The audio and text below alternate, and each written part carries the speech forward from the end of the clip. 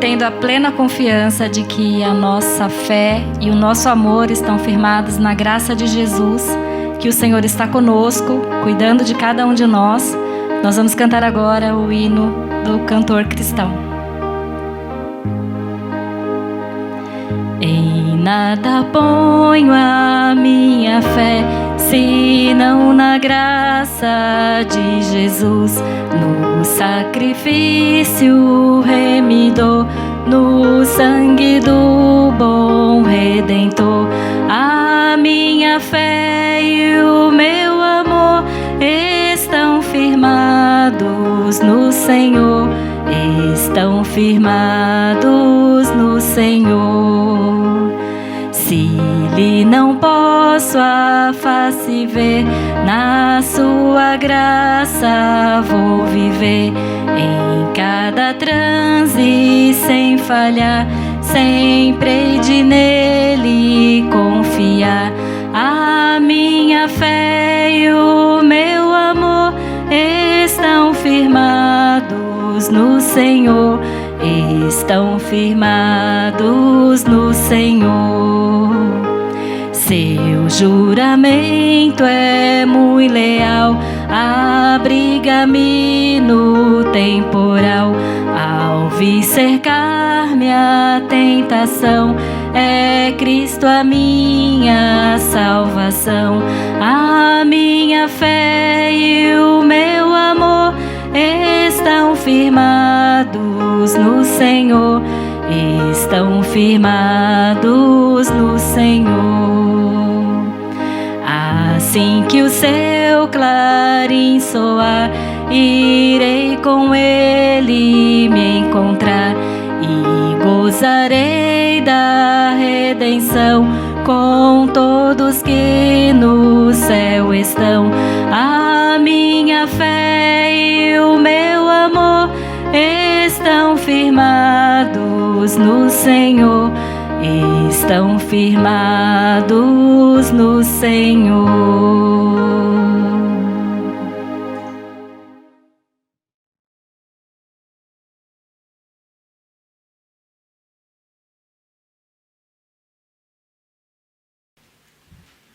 Boa noite a todos. Mais uma vez nós estamos aqui para o nosso culto online. Convidamos você a abrir a sua Bíblia no Evangelho de João, capítulo 14, do verso 1 ao 3. Esse é o texto que servirá de base para a nossa reflexão desta noite. Você que está aí na sua casa nesse momento e reservou esse momento para juntos adorarmos ao nosso Deus, louvarmos ao Senhor e, de certa forma, prestarmos a Ele o culto que lhe é devido. Esperamos que esta reflexão da Palavra de Deus possa, de certa forma, trazer paz ao seu coração, trazer alegria ao seu coração e você ter a motivação real que o Senhor Jesus Cristo queria passar para os seus discípulos nesse texto. Eu quero orar com você neste momento e antes de nós abrirmos a Palavra de Deus e refletirmos nesses 3 versículos apenas, vamos orar pedindo a direção do nosso Deus para a reflexão da sua palavra, que o Espírito Santo de Deus possa iluminar as nossas mentes e que nós possamos entender aquilo que a palavra de Deus tem para os nossos corações nesta noite. Senhor, nosso Deus, nosso Pai, nós agradecemos ao Senhor pela oportunidade que o Senhor renova nas nossas vidas, de mais uma vez podermos refletir sobre a Tua Palavra e podermos, ó Deus, pensar naquilo que o Senhor tem para as nossas vidas nesta noite. Fala, Senhor, aos nossos corações aquilo que nós esperamos, porque cremos, ó Deus, na reflexão da Tua Palavra e cremos também que o Senhor não está em silêncio e que o Senhor tem falado conosco através da Tua Palavra. Mais uma vez nós pedimos que o Senhor nos ajude na compreensão da Tua Palavra, que o Teu Espírito Santo possa abrir as nossas mentes, o nosso coração e, de certa forma, Deus, nós possamos estar na Tua presença nesta hora para ouvir a Tua voz. Nós agradecemos ao Senhor por essa oportunidade e Te louvamos em nome de Jesus. Palavra de Deus em João capítulo 14, que eu quero pensar com vocês nesta noite, pedindo que Deus nos ajude, nos ilumine e que nós possamos entender aquilo que o Senhor Jesus quer nos ensinar à luz da sua palavra. O capítulo 14 de João, ele começa com o Senhor Jesus chamando a atenção dos discípulos e, de certa forma, transmitindo a eles uma segurança e querendo transmitir a eles uma segurança. E ele começa assim: não se turbe o vosso coração, credes em Deus, crede também em mim. Na casa do meu Pai há muitas moradas.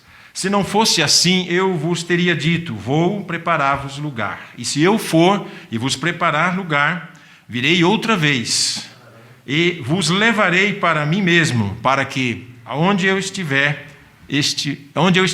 estejais vós também. Então, esses 3 versículos apenas, o Senhor Jesus quer dizer para os seus discípulos, de certa forma, mais ou menos aquilo que um pai diria para o seu filho quando percebe que o seu filho está triste por algum motivo, está aflito. Essa palavra não se turbe, ela não é muito comum para nós, ela não é uma palavra muito familiar. Mas vendo outras traduções, encontrei o significado de aflição, preocupação, medo, em várias versões da Bíblia, em várias traduções, ela traz o significado de perturbação, aflição, medo e, de certa forma, coloca para nós o sentido desta palavra e desses 3 versículos. Então, a palavra-chave aqui é que os discípulos estavam com medo, eles estavam preocupados, eles estavam tensos, aflitos, e a questão maior era: o que será de nós agora? O que passava pela mente dos discípulos, talvez, se nós estivéssemos juntos com o Senhor Jesus, neste momento, após vivermos juntamente com a companhia do Senhor, desfrutarmos da companhia física do Senhor Jesus. Era praticamente o final dos 3 anos e meio do ministério do Senhor Jesus na terra, ministério terreno de Jesus. Esses 3 versículos faz a gente pensar e meditar quais eram os motivos da tristeza desses discípulos. Então, eu quero pensar com você no primeiro momento. Então, número 1, por que eles estavam tristes? Então, se você ler todo o capítulo 13, você vai entender por que os discípulos estavam tristes. O capítulo 13 vai mostrar o Senhor Jesus praticamente demonstrando como deveria viver o seu discípulo. Ele lava os pés dos discípulos e, na sequência, ele vai cear com os seus discípulos, ele participa da Páscoa junto com os seus discípulos. E depois, em algum momento, ele vai revelar aos seus discípulos a questão que estava preocupando o coração deles. Ele vai dizer para os seus discípulos: olha, em outras palavras, ele disse assim: olha, eu vou partir deste mundo, eu vou morrer, vocês não vão ter mais a minha companhia. Então, eu vou falar para vocês como que vai ser isso. Primeiro, eu vou ser suspenso da terra. Significava a crucificação do Senhor. Então ele estava dizendo para os discípulos: olha, eu vou para a cruz. E de que forma isso vai acontecer? Primeiro, eu vou ser traído por um de vocês. E segundo, eu vou ser negado por um de vocês. Um de vocês vai me negar. Então o cenário era esse. Primeiro, o Senhor Jesus ia para a cruz. Segundo, alguém deles ali ia trair o Senhor. Então, quando os discípulos ficam sabendo disso, e isso foi o que o Senhor Jesus falou no capítulo 13, então ele anunciou aos seus discípulos a sua morte, a sua saída do mundo fisicamente. Então, por que eles ficaram tristes? Primeiro, o nosso mestre vai morrer. Segundo, alguém de nós vai trair o Senhor. E a Bíblia fala que eles ficaram tão tristes, mas muito tristes, mas profundamente tristes mesmo. Capítulo 26 de Mateus, a gente encontra essa narrativa, e no verso 22 fala assim: e eles ficaram muito tristes, foram tomados de grande tristeza, quando Jesus explicou para eles o que ia acontecer e de que forma iria acontecer. Então, a ideia é: o Senhor Jesus revelou a morte, Ele disse que seria traído, e ele disse também que um deles havia de negar. E ele vai diretamente para Pedro e diz: Pedro, você vai me negar. Os discípulos estavam dispostos a ir com Jesus. E a ideia é: por que o Senhor vai embora, vai nos deixar aqui, e por que nós não podemos ir juntos com o Senhor? Então, o pano de fundo desses 3 versículos está no capítulo 13, realmente, que é um capítulo anterior ao capítulo 14, onde Jesus começa essa narrativa. Mateus capítulo 26 também vai narrar isso, a partir do verso 22, e Lucas capítulo 22 também narra esse mesmo episódio. Porém, João vai se ater mais à questão ligada à divindade do Senhor Jesus. Jesus como Deus. Então, quando ele fala assim: não se turbe o vosso coração, não fique aflito. É mais ou menos aquilo que um pai ou uma mãe faz com um filho quando esse filho está com medo. Pega o filho para junto de si, às vezes senta no seu colo e fala assim para ele: não fique com medo, não tenha medo. O pai está aqui, eu estou aqui com você. Tenha medo não, fique firme, fique tranquilo, que eu estou com vocês. Então, o que Jesus estava querendo dizer era: não fiquem tristes, não se turbe, não fiquem aflitos com a minha ausência.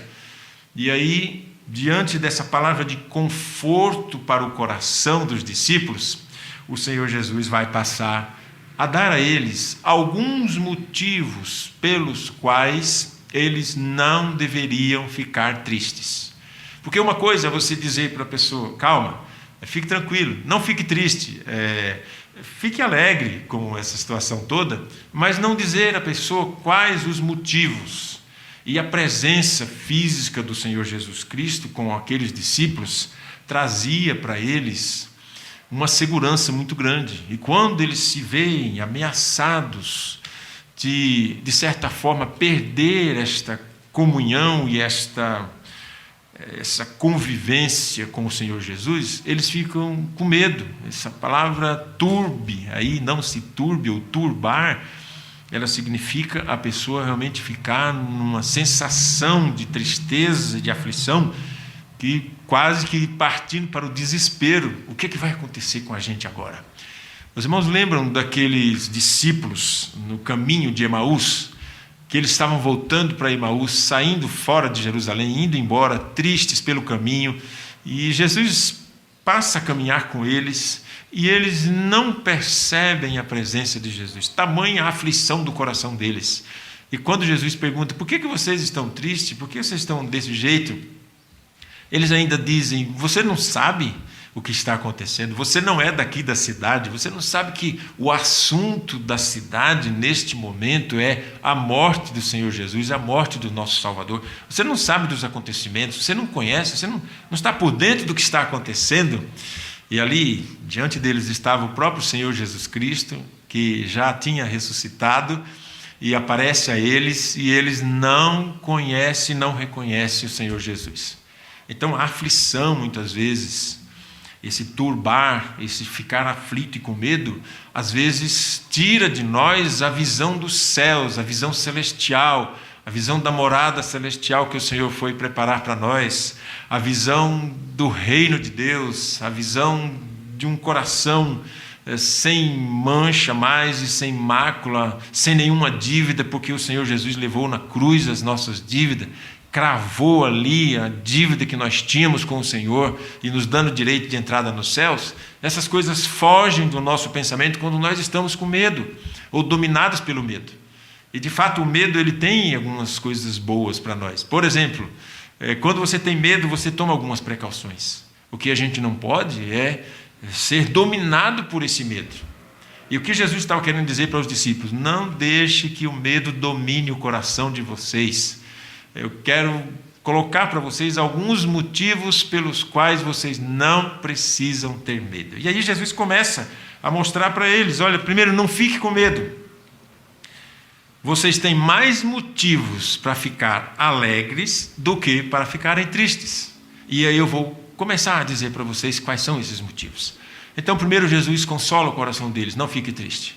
E depois ele diz: olha, tem alguns motivos pelos quais vocês não devem ficar tristes. O primeiro motivo é o verso 2. Ele vai dizer, olha, no verso 1 ainda ele vai dizer: creia em Deus, creia também em mim. Então, o primeiro motivo para vocês não ficarem tristes, creia em Deus. E de fato eles criam em Deus. Mas aí Jesus fala, creia também em mim. Ou seja, eu e o Pai estamos num pé de igualdade, não tem nenhuma diferença entre crer em Deus e crer em mim. Então eles convocam os discípulos, Jesus convoca os discípulos dizendo, olha, primeiro, creia em Deus e creia em mim. O que o Senhor Jesus está dizendo para eles quando o Senhor fala, creia em Deus e creia em mim? Jesus está desafiando os seus discípulos a exercitarem a fé. Até aqui eles caminhavam por vista. Eles viam Jesus todos os dias, eles estavam em contato com Jesus, eles tinham um ensinamento direto do Senhor Jesus. A teologia viva, a teologia pura, era mostrada para eles através do Deus que se fez carne e habitou entre nós. Então os discípulos estavam acostumados com a presença física de Jesus. Então, para eles crer em Deus, Jesus estava dizendo para eles, olha, creia em Deus, creia também em mim, porque eu e o Pai somos um. João, nesse mesmo evangelista, no capítulo 10, no verso 30, ele vai dizer, olha, eu e o Pai somos um. Quem vê a mim, vê ao Pai. Ou seja, não tem nenhuma diferença entre eu e o Pai. A grande verdade é que nós temos uma dificuldade muito grande quando nós falamos na Trindade, Deus Pai, Deus Filho e Deus Espírito Santo, e Jesus está dizendo, olha, eu sou Deus também. Creia em Deus, creia também em mim. A ordem aqui está no imperativo, ele está dando uma ordem. Creia, exercite a fé. A partir de agora, vocês vão caminhar pela fé. Creiam em Deus, creiam também em mim. No verso 1 ele diz, eu e o Pai somos um. Nós temos a mesma essência. Então, quando ele disse, eu vou para o Pai, vou para a casa do Pai, ele estava dizendo, olha, não há diferença em eu ir para a casa do Pai, eu estar com o Pai e eu estar com vocês. Creio em Deus, creio também em mim. Eu e o Pai somos um e nós temos a mesma essência e vocês vão agora desfrutar da minha presença através do Espírito Santo que vai vir para vocês. Mais na frente o Senhor Jesus vai falar para eles, vocês não vão ficar órfãos, vocês não vão ficar sozinhos. Nesse mesmo capítulo ele vai dizer, olha, eu vou deixar o Espírito Santo com vocês. Então a presença da Trindade, ela aparece nesse capítulo, porque Jesus fala, eu e o Pai, credes em Deus, credes em mim, e depois mais para frente ele vai dizer, olha, eu vou deixar para vocês o Espírito Santo que vai guiar, vai dirigir a vida de vocês, e vocês não vão estar órfãos. O segundo motivo que os discípulos de Jesus devem sentir alegria e não tristeza, e aí você e eu que já experimentamos essa graça maravilhosa da salvação em Cristo Jesus pela fé, é que o segundo motivo que Jesus estava querendo ensinar para eles e dizer para eles, e serve para nós também, eu vou para a casa do Pai.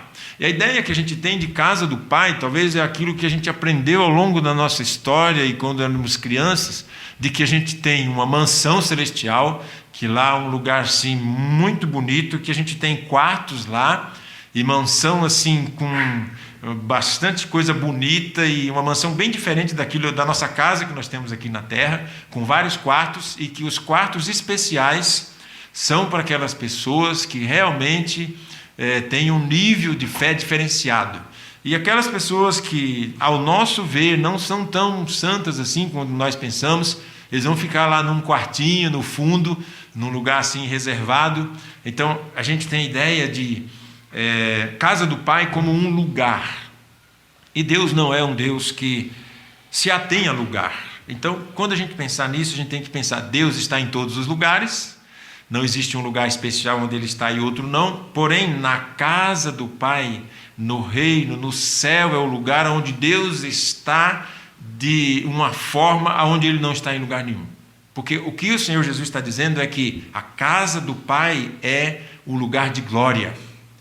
Pensa de onde o Senhor Jesus veio.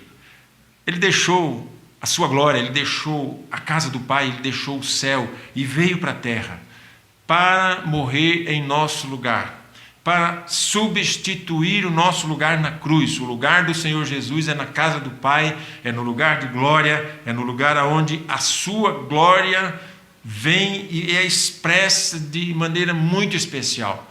Ele está dizendo, eu vou para a casa do Pai, de onde eu vim para salvar vocês. Então, eu vou para a casa do Pai. E o terceiro motivo é: a casa do Pai é grande.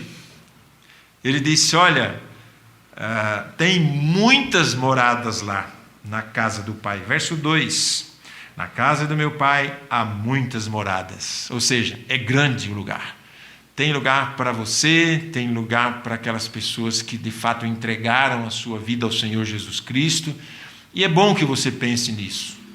Existe uma eternidade para se viver. A casa do Pai está esperando aquelas pessoas que creem em Deus e que creem no Senhor Jesus Cristo como seu único e suficiente Salvador. Não existe outra forma de chegar na casa do Pai, no reino de Deus, no céu com o Senhor Jesus, sem passar por Jesus na cruz. Qualquer outro tipo de caminho que você esteja seguindo, você não vai chegar ao céu se não for pelo Senhor Jesus. Atos capítulo 4, verso 12: não há nenhum outro nome dado embaixo dos céus, em cima da terra, pelo qual o homem possa ser salvo. Então Jesus é o único caminho, não existe outro. E é interessante que Jesus vai prosseguir a sua conversa com os discípulos, e ele vai dizer: olha, eu não quero mostrar para vocês o caminho, eu quero dizer para vocês o seguinte: eu sou o caminho.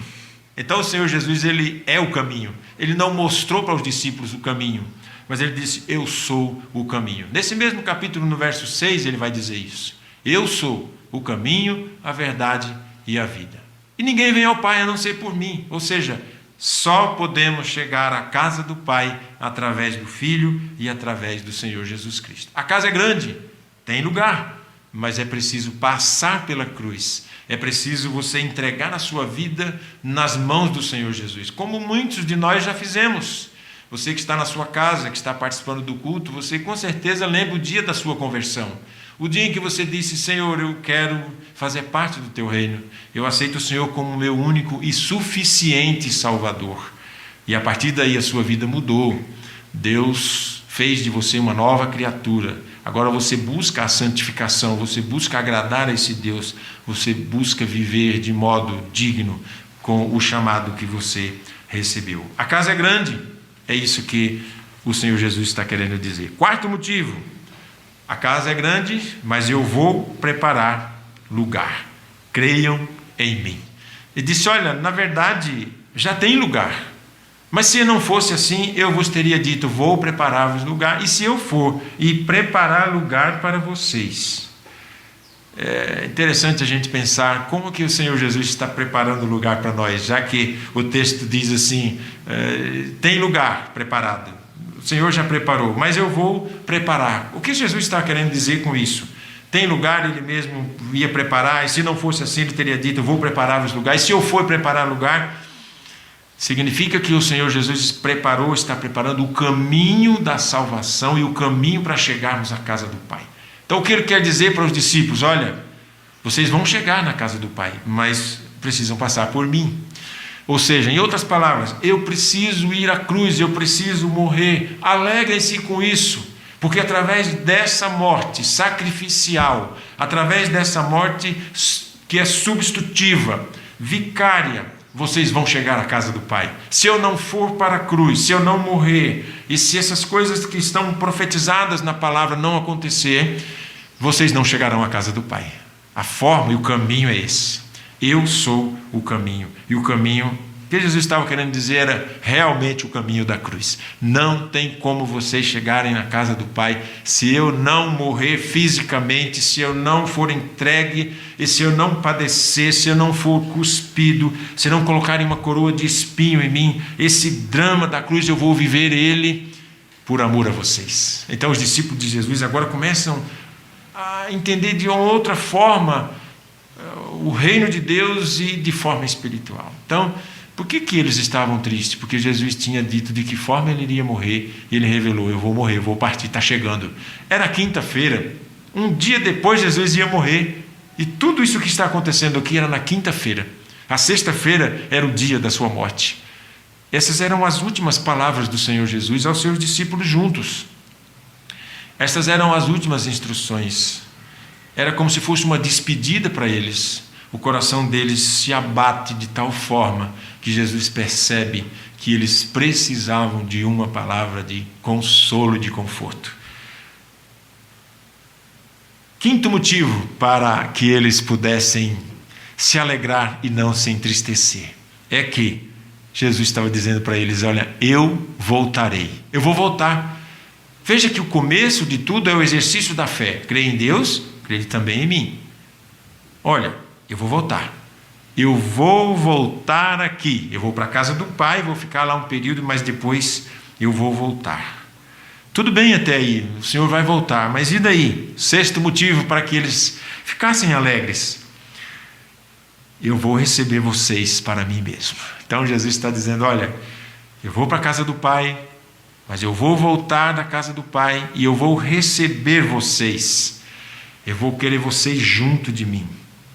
Sétimo motivo: eu estarei para sempre com vocês e vocês estarão para sempre comigo. Então Jesus está trazendo uma palavra de conforto para o coração deles. Olha, eu vou, mas eu volto. E quando eu voltar, eu vou buscar vocês e eu vou receber vocês. Eu quero vocês junto comigo. Finalzinho do verso 3: para que onde eu estiver, estejais vós também. Quero concluir esta palavra dizendo para vocês, nesses 3 versículos nós encontramos uma alegria muito grande da parte do Senhor Jesus em deixar os discípulos por um período, mas voltar a estar com eles. E é interessante a gente pensar que quando o Senhor Jesus fala isso, ele vai no capítulo 17 orar. E a oração é chamada de oração sacerdotal do Senhor Jesus. Ele ora por todos os discípulos. Ele ora por aqueles discípulos que estavam ali. Ele ora por aqueles discípulos que ainda iriam vir, iriam se converter, iriam aceitar Jesus como Salvador. Então, se nós pensarmos na nossa realidade, Jesus orou por nós, porque disse: aqueles que ainda hão de crer, aqueles que o Senhor vai me dar ainda, eles vão passar pelo Senhor. Mas eu oro por eles também, para que eles possam viver em comunhão, em união e proclamar este Evangelho. E Jesus vai dizer para aqueles discípulos: olha, sejam unidos, andem unidos, porque se vocês amardes uns aos outros, se vocês vos amarem uns aos outros mesmo, é nessa ação que o mundo vai conhecer que vocês são meus discípulos. O discípulo de Jesus é marcado porque ele sente alegria e sente paz quando ele sabe que Jesus foi na cruz no lugar dele. A morte de cruz não é para causar tristeza, até porque o Jesus morreu e ressuscitou. Essa alegria que a gente tem, que a gente canta, ressuscitou, aleluia, significa que ele foi na cruz no meu lugar e ele ressuscitou e eu sou salvo por ele, porque a cruz é o caminho que me conduz à casa do Pai. O capítulo 17, no verso 24, ele vai dizer ao Pai na oração, no meio da oração, ele diz assim: Pai, a minha vontade é que aonde eu estou estejam também comigo os que o Senhor me deu, aqueles que tu me deste, para que vejam a minha glória, que me conferiste, porque me amaste antes da fundação do mundo. Então o Senhor Jesus está dizendo para o Pai na sua oração: Pai, a minha vontade, eu tenho uma vontade. Qual é a vontade que Jesus estava querendo dizer que ele tinha? Eu quero que os meus discípulos estejam junto comigo na minha glória. Então, a alegria maior de ser cristão é saber: olha, eu vou para o Pai, eu volto, eu busco vocês, vocês vão ficar junto comigo, eu estarei com vocês, vocês estarão comigo e nós vamos participar da mesma glória. Eu quero que vocês estejam juntos ali na glória. Quando eu estiver na glória, eu quero que vocês estejam juntos comigo. E aí na oração ele fala: Pai, eu quero que os discípulos meus, que o Senhor me deu, eu tenho uma vontade. E tudo isso porque Jesus tinha essa vontade amorosa de ter os seus filhos junto com ele. Então, quando você pensar na salvação em Cristo Jesus, esses são os motivos pelos quais a gente não deve ficar triste. Os dias podem ser turbulentos, como os discípulos estavam vivendo. Eles sabiam que a ausência de Jesus ia fazer muita falta para eles. Mas Jesus conforta o coração, consola e diz: eu vou voltar para buscar vocês. Vocês vão ficar por um período aqui, mas eu vou voltar. A ideia que Pedro tinha é: Senhor, a gente não pode ir junto com o Senhor. Por que o Senhor não leva a gente? A gente quer ir também. Ele disse: não, agora não, Pedro. Mais um pouco e vocês vão voltar para mim, eu vou vir buscar vocês. Quanto tempo isso já faz? E nós estamos vivendo essa esperança e vivendo pela fé, confiando que o Senhor Jesus vai voltar, Ele vem nos buscar. Essa é a nossa alegria, e nós temos muito mais motivos para sermos alegres no Senhor do que sermos tristes. Então, o crente vive momentos de angústia, de tristeza, de insegurança, às vezes de medo e de temor, mas o que ele não deve é dar lugar a essas coisas. Essas coisas passam. Eu tenho uma alegria maior, eu tenho uma esperança maior. O Senhor Jesus vai voltar. Ele falou, Ele garantiu. Ele disse: creia em mim, confie na minha palavra. O que o Senhor Jesus estava dizendo para os discípulos era: exerçam a fé de vocês agora. Demonstrem que vocês são de fato discípulos. Ser discípulo de Jesus é desafiador. Não é um caminho fácil. A pena e a tristeza que a gente tem é que o evangelho que é pregado hoje, de muitas formas e de muitas maneiras, eles não dão ênfase a isso. De certa forma, o que Jesus estava querendo dizer para os discípulos aqui, não é dito hoje pelos evangelistas. A gente às vezes tem receio de dizer essas coisas, e muitos pregadores, mas o púlpito precisa ser um púlpito saudável e dizer essas coisas para as pessoas. O que as ovelhas precisam é saber: Jesus vai voltar. Ele garantiu, Ele deixou na sua palavra, está escrito, e Ele pediu, e Ele colocou como uma ordem: creia em Deus, creia também em mim. Então, se nós cremos no Deus Todo-Poderoso, e a ideia é pensar que o Senhor Jesus, Ele veio como Messias, Ele veio como prometido, Ele veio como aquele que se entregou, Ele veio como ovelha para o matadouro, mas Ele vai voltar como rei. Ele está dizendo: olha, vocês vão participar da minha glória, aonde eu estiver, vocês estarão também. O reino de Deus, o céu, a morada celestial, é lugar de glória. E a Bíblia diz que o Senhor deixou a sua glória, Ele abriu mão da sua divindade, e Ele deixa por um instante a sua divindade e se entrega por nós. Capítulo 2, lá de Filipenses, diz: olha, Ele não usou como usurpação ser igual a Deus, mas antes Ele se esvaziou da sua glória, do seu poder, e Ele se entregou por nós, e para morrer por nós, e além disso, Ele foi humilde a tal ponto de morrer por nós, e morte de cruz, que era o pior tipo de morte que existia na época. Só ia para a cruz aquelas pessoas que socialmente não tinham condições de conviver mais. A morte de cruz era uma pena de morte para a pessoa que não tinha mais condição de viver em sociedade. E Jesus fala: eu vou para a cruz, eu vou morrer na cruz. Qual é o propósito então do Senhor Jesus escrever esses versículos para os discípulos? A minha glória será restituída novamente. Eu vou para o Pai, eu vou estar em glória, e quando eu estiver em glória, vai chegar o momento que eu vou vir buscar vocês para participarem da mesma glória que eu vou participar. E ele encerra o verso 3 dizendo: aonde eu estiver, para que aonde eu estiver estejais vós também. O céu nos espera, o reino de Deus nos espera, a glória de Deus nos espera. Nós seremos glorificados juntamente com Ele. Nós receberemos um novo corpo, a Bíblia diz um corpo glorificado. Não teremos mais dores, não teremos mais tristezas, não teremos mais a morte, não teremos mais nenhum tipo de dificuldade. Assim nós estaremos com Ele para sempre. O mesmo João escreve em Apocalipse, ele disse: lá será um novo céu e uma nova terra. O lugar celestial da glória de Deus é um lugar reservado para os seus discípulos. Pense nisso, existe uma eternidade para se viver. E onde você vai viver essa eternidade? Ela não vai passar. Vai ser eternidade, você vai viver ela.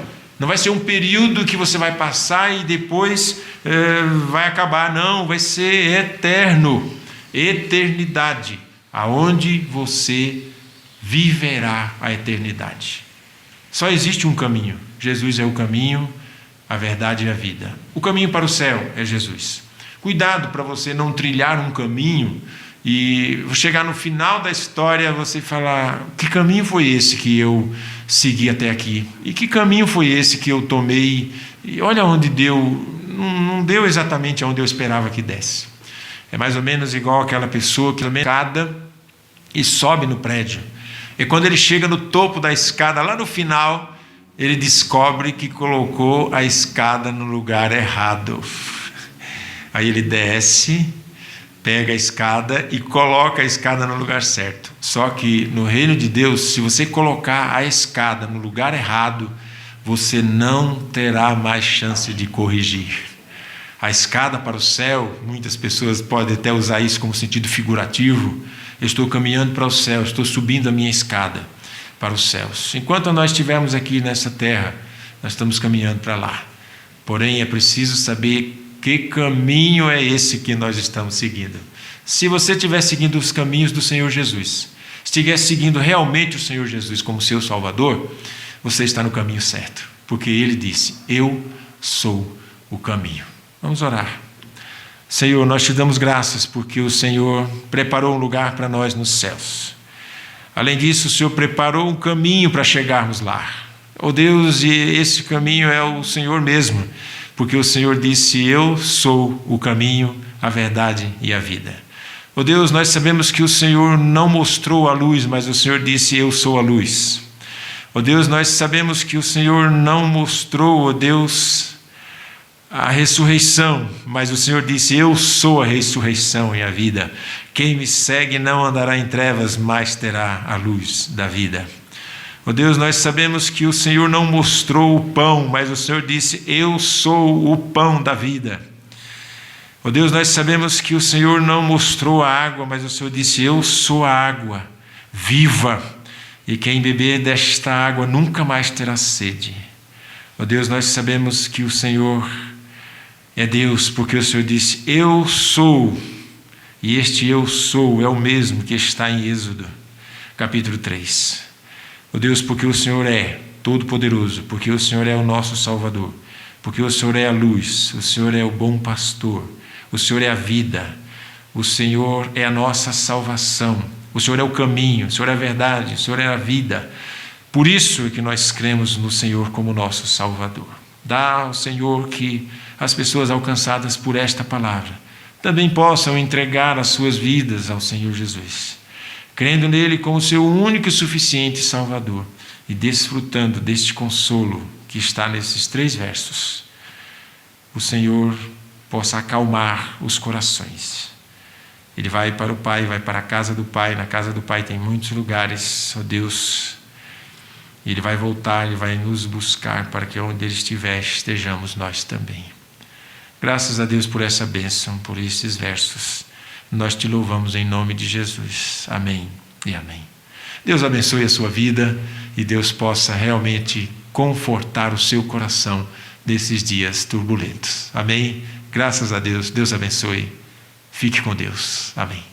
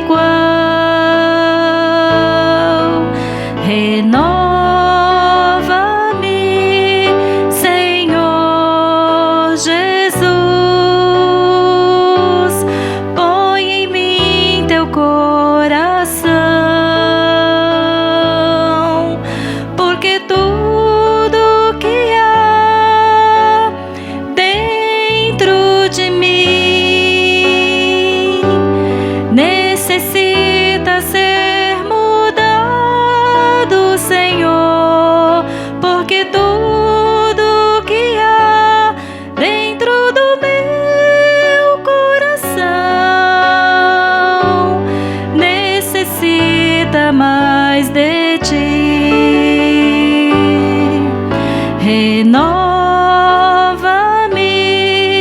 Senhor Jesus. Já não quero ser igual. Renova-me, Senhor Jesus. Põe em mim teu coração, porque tudo que há dentro de mim necessita ser mudado, Senhor, porque tudo que há dentro do meu coração necessita mais de ti, necessita mais de ti.